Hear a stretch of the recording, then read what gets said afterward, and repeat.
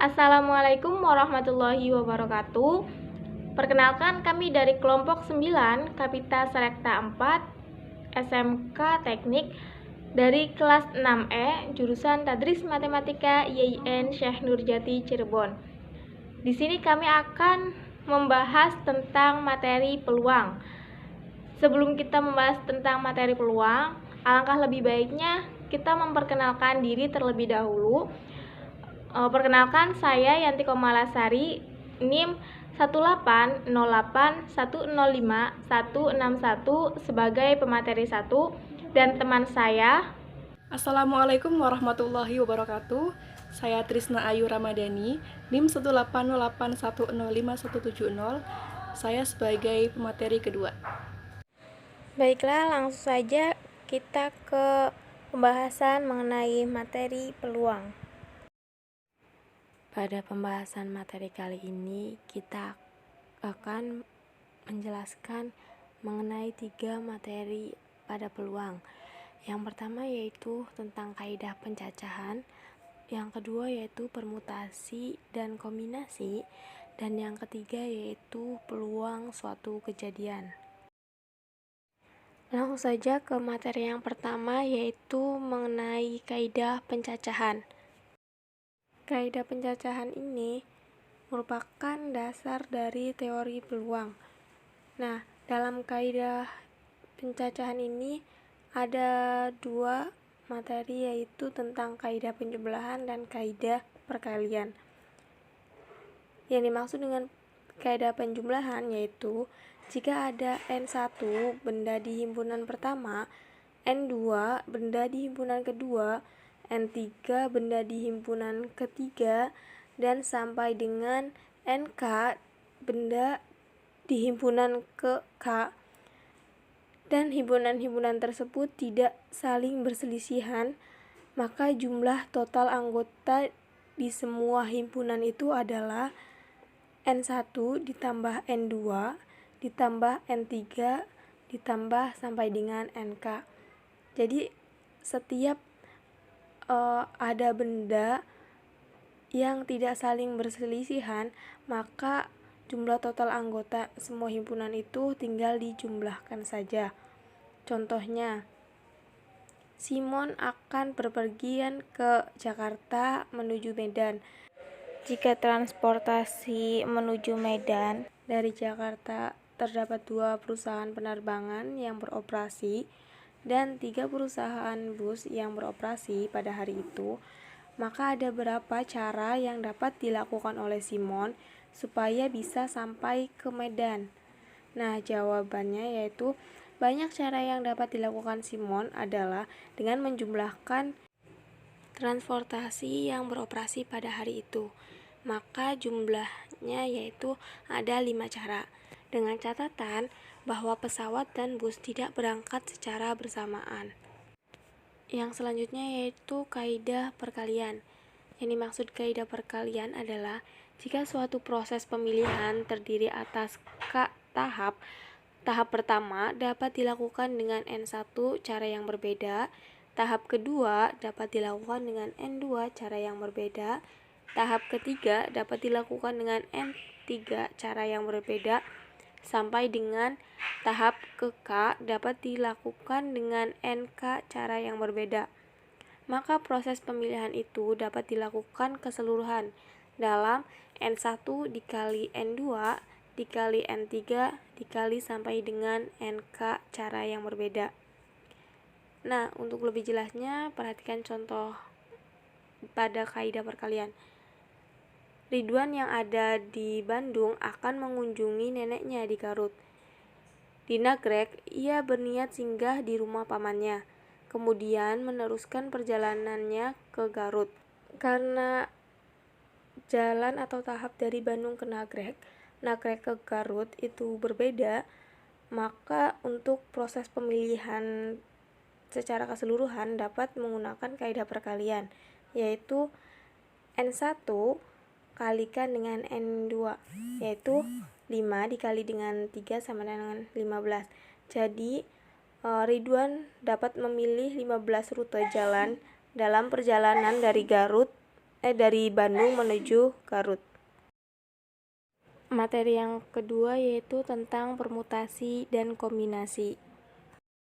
Sebelum kita membahas tentang permutasi dan kombinasi, alangkah lebih baiknya kita mengetahui tentang notasi faktorial. Nah, yang dimaksud dengan notasi faktorial yaitu bila n menyatakan bilangan asli, maka n faktorial dapat ditulis dengan n tanda seru. Didefinisikan sebagai berikut.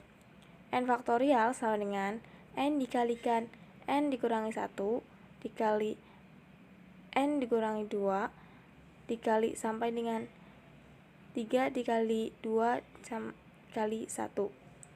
Catatan, nilai dari 0 faktorial sama dengan 1 dan 1 faktorial sama dengan 1.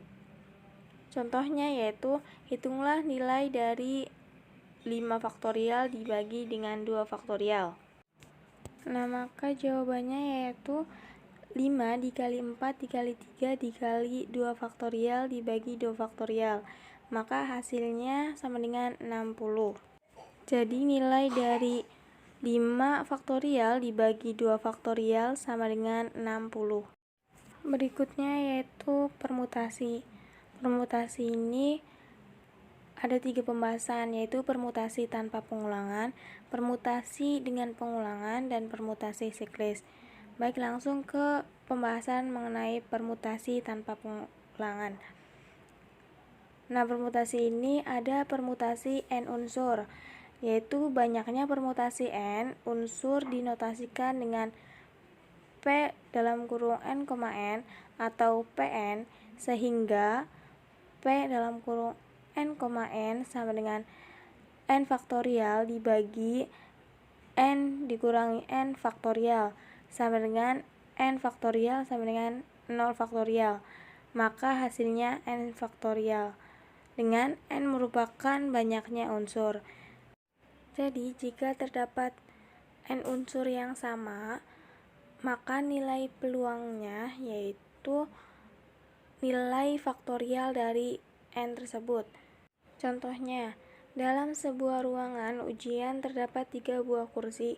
Jika banyak siswa yang mau ke ruangan tersebut sebanyak 3 orang, ada berapa cara siswa tersebut dapat menempati kursi yang tersedia? Nah, diketahui n-nya sama 3, maka nilai peluangnya yaitu 6. Diketahui bahwa nilai n-nya sama yaitu 3, maka peluang dari siswa untuk menempati kursi-kursi tersebut yaitu ada 6. Untuk menyelesaikan soal tersebut, kita juga dapat menggunakan diagram akar, yaitu seperti pada gambar ya. Kita misalkan ketiga siswa tersebut yaitu siswa A, siswa B, dan siswa C. Maka hasil dari cara siswa dapat menempati kursi yang tersedia itu ada 6 cara. Selanjutnya yaitu permutasi tanpa pengulangan dengan R unsur dari N unsur. Nah, permutasi ini adalah banyaknya permutasi R dari N yang berbeda.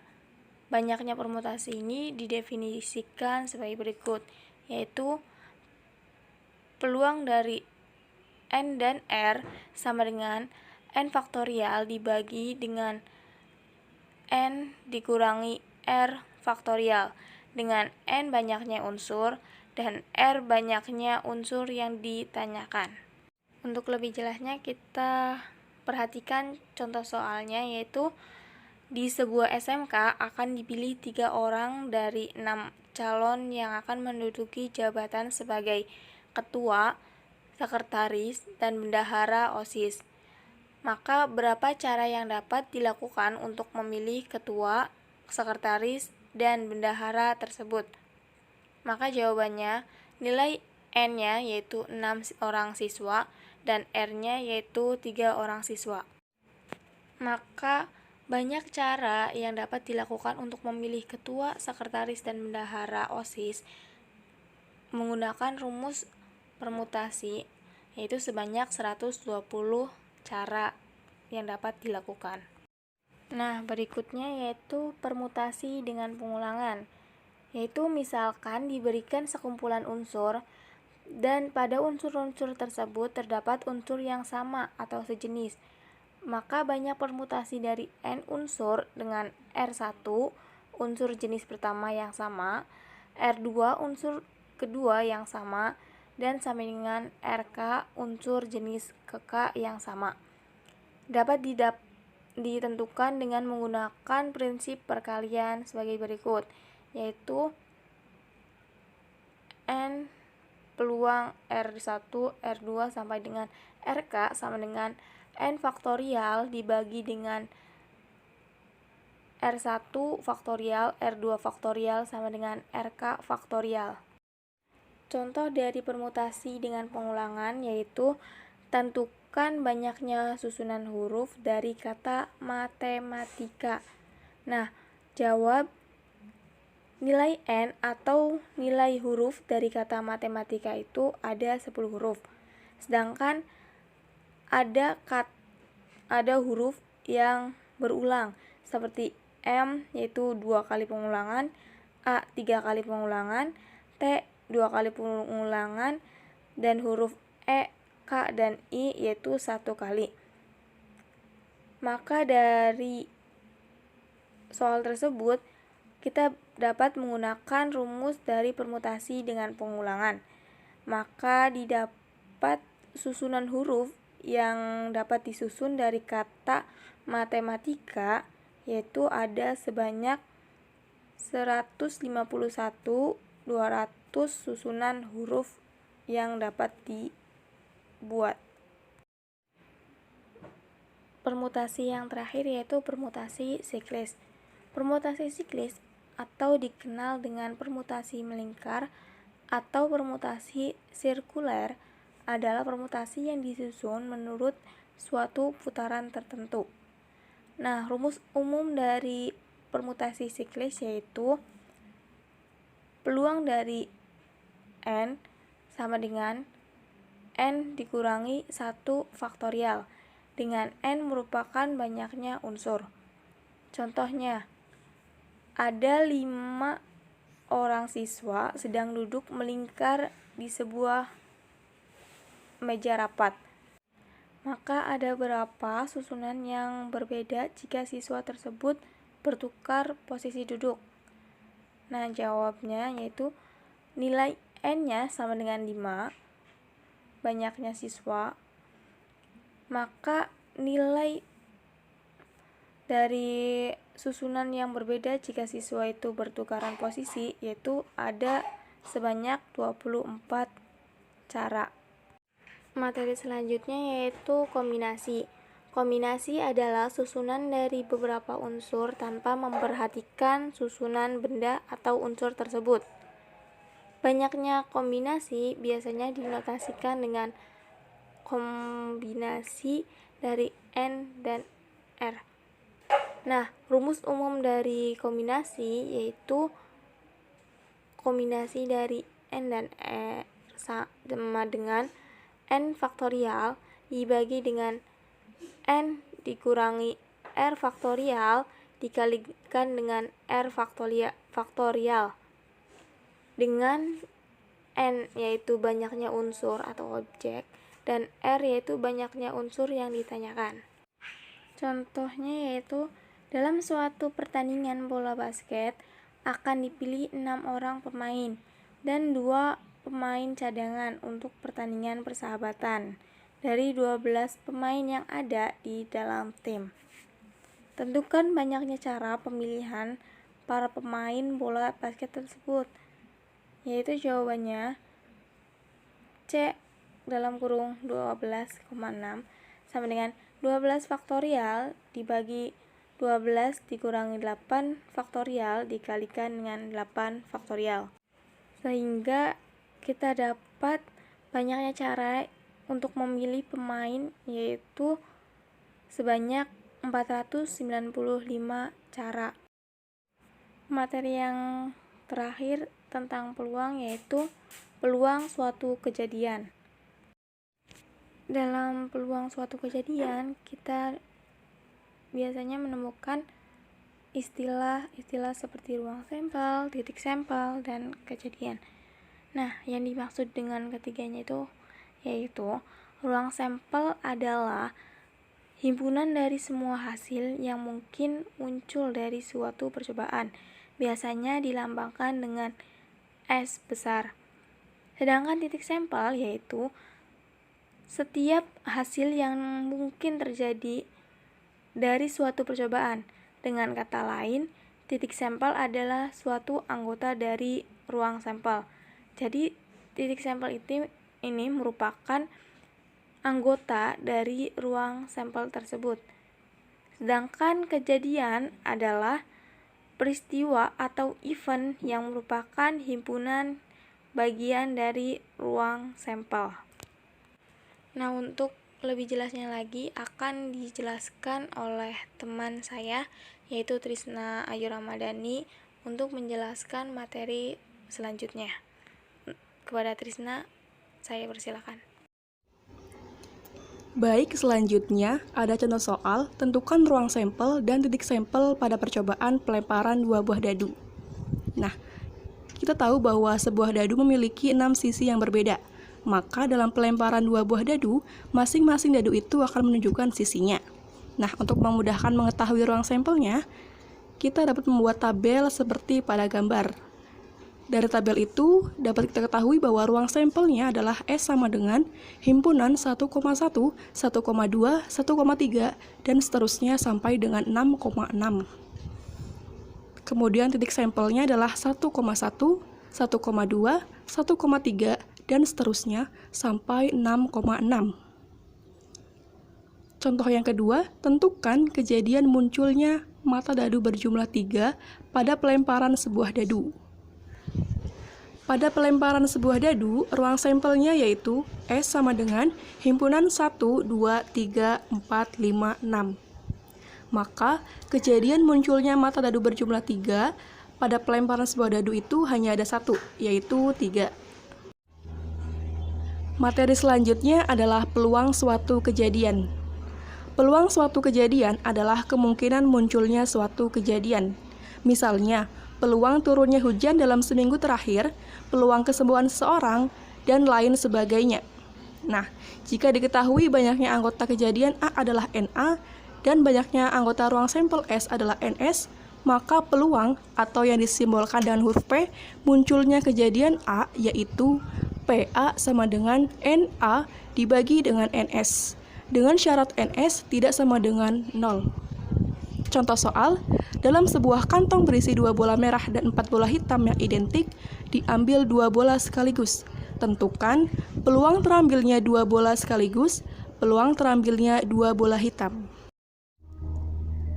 Penyelesaiannya, misalkan M adalah bola merah dan H adalah bola hitam, maka ruang sampelnya adalah S sama dengan himpunan M, H, di mana banyaknya S adalah 6, banyaknya M adalah 2, banyaknya H adalah 4. Peluang terambilnya 2 bola sekaligus dihitung dengan cara 2 kombinasi 1 dikali dengan 4 kombinasi 1 dibagi dengan 6 kombinasi 2.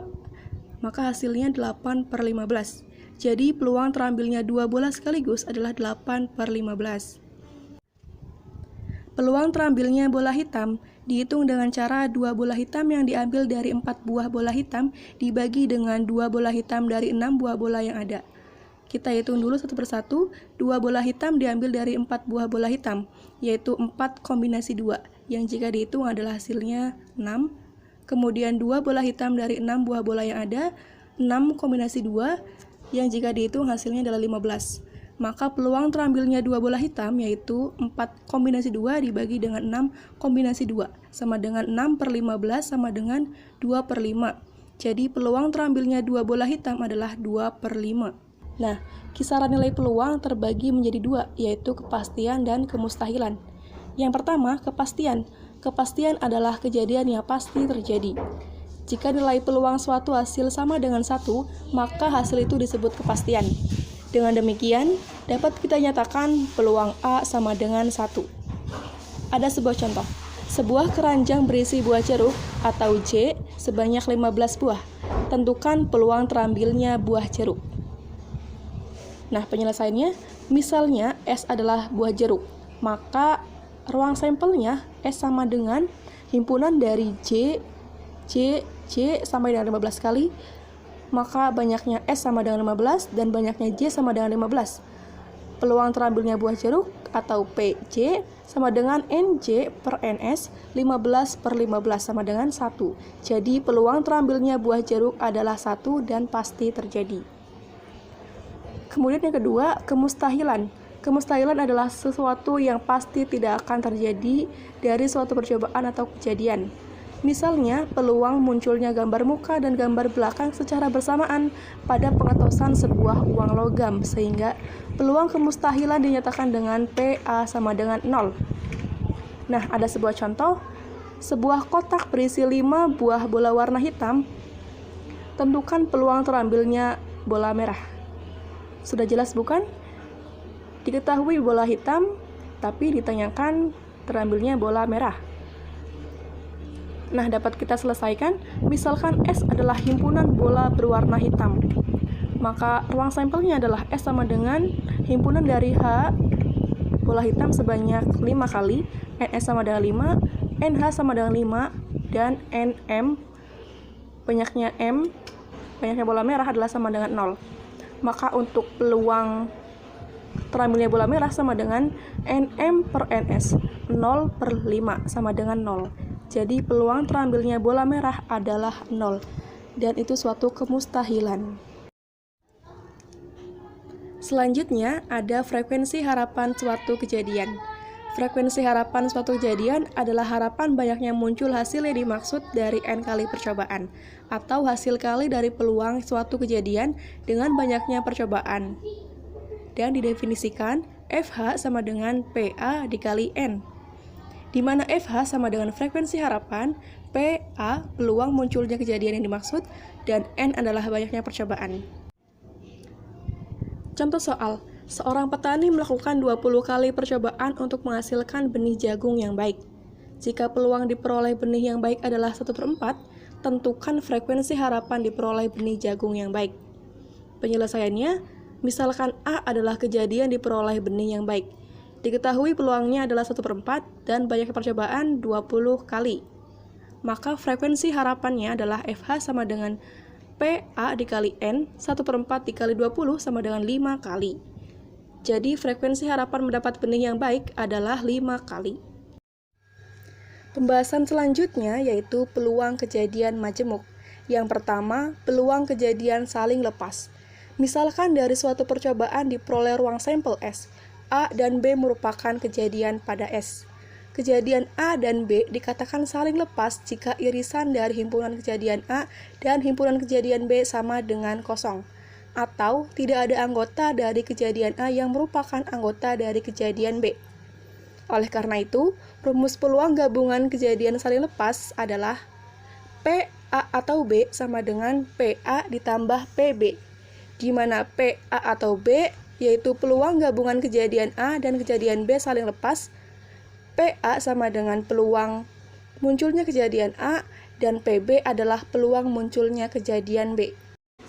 Contoh soal peluang kejadian saling lepas. Sebuah dadu ditos sebanyak 1 kali. Tentukan peluang munculnya mata dadu 2 atau mata dadu ganjil. Penyelesaiannya, ruang sampelnya yaitu S sama dengan himpunan 1, 2, 3, 4, 5, dan 6. Maka banyaknya S sama dengan 6. Kemudian misalkan A sama dengan munculnya mata dadu 2, yaitu angka 2 itu sendiri, maka banyaknya A adalah 1. B adalah munculnya mata dadu ganjil, yaitu angka 1, 3, dan 5, maka banyaknya B adalah 3. Maka peluang munculnya mata dadu 2 adalah PA sama dengan NA per NS sama dengan 1/6. Dan peluang munculnya mata dadu ganjil adalah PB sama dengan NB per NS sama dengan 3/6. Sehingga peluang A atau B sama dengan PA ditambah PB, 1/6 ditambah 3/6 sama dengan 4/6 sama dengan 2/3. Jadi peluang munculnya mata dadu 2 atau ganjil adalah 2/3. Yang kedua, peluang kejadian saling bebas. Ketika seseorang melakukan pengetosan dua buah uang logam, misalkan A adalah kejadian muncul sisi angka pada uang logam pertama, dan B adalah kejadian muncul sisi gambar pada uang logam kedua.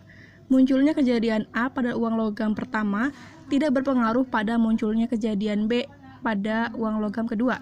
Begitupun sebaliknya. Pada pengetosan tersebut, kejadian A dan kejadian B dikatakan saling bebas.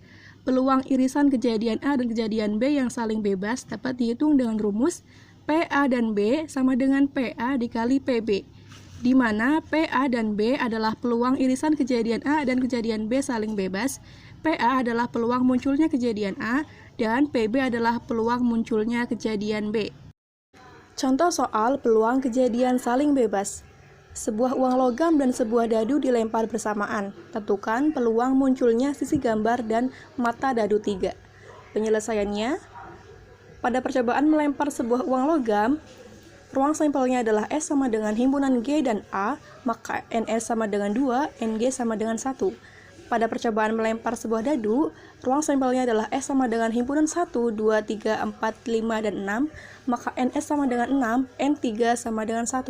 Maka peluang munculnya sisi gambar dan mata dadu 3 adalah PG sama dengan NG per NS sama dengan 1 per 2, P3 sama dengan N3 per NS sama dengan 1 per 6.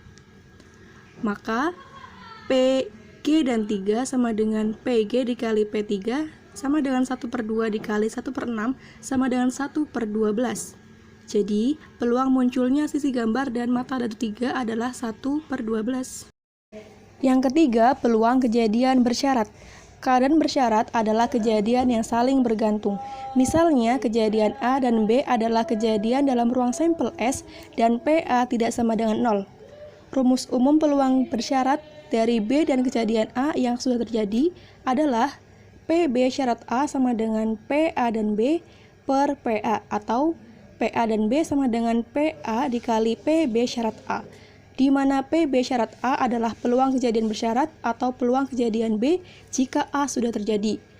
Kemudian PA dan B adalah peluang kejadian saling bebas, dan PA sama dengan peluang munculnya kejadian yang dimaksud dari kejadian pertama. Contoh soal peluang kejadian bersyarat.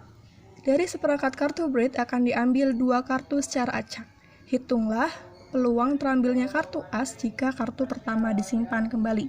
Penyelesaiannya, banyaknya ruang sampel kartu BRID ada 52. Misalkan A adalah kejadian terambilnya kartu as pada pengambilan pertama, maka PA sama dengan NA per NS sama dengan 4 per 52 sama dengan 1 per 13.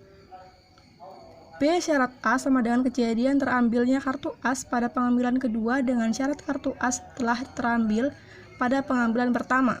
Maka banyaknya B syarat A adalah 4, karena kartu pertama disimpan kembali. Kemudian PB syarat A sama dengan NB syarat A per NS, sama dengan 4 per 52 sama dengan 1 per 13. Maka P, A dan B sama dengan PA dikali PB syarat A sama dengan 1 per 13 dikali 1 per 13 sama dengan 1 per 169. Jadi, PA dan B sama dengan 1 per 169. Yang keempat, peluang kejadian komplementer. Misalkan A adalah suatu kejadian pada ruang sampel S dan A aksen menyatakan komplement dari kejadian A. Jika A aksen komplement dari kejadian A, maka PA aksen sama dengan 1 dikurangi PA. Contoh soalnya, sebuah kotak berisi sebuah koin emas sebanyak 4 buah dan koin perak sebanyak 6 buah.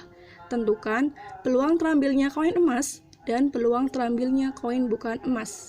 Penyelesaiannya, banyaknya ruang sampel yang mungkin yaitu 4 ditambah 6 sama dengan 10, di mana banyaknya emas adalah 4, banyaknya perak adalah 6. Maka peluang terambilnya koin emas adalah P emas sama dengan N emas dibagi dengan NS, sama dengan 4 per 10 sama dengan 2 per 5. Jadi peluang terambilnya koin emas adalah 2 per 5. Kemudian yang B, peluang terambilnya koin bukan emas adalah komplement dari peluang terambilnya koin emas. Sehingga PA aksen sama dengan 1 dikurangi PA. Maka P koin bukan emas adalah 1 dikurangi P emas, sama dengan 1 dikurangi 2 per 5 sama dengan 3 per 5. Jadi peluang terambilnya koin bukan emas adalah 3 per 5. Baik, terima kasih atas perhatiannya. Sekian dari kami. Kurang dan kurangnya kami mohon maaf. Wassalamualaikum warahmatullahi wabarakatuh.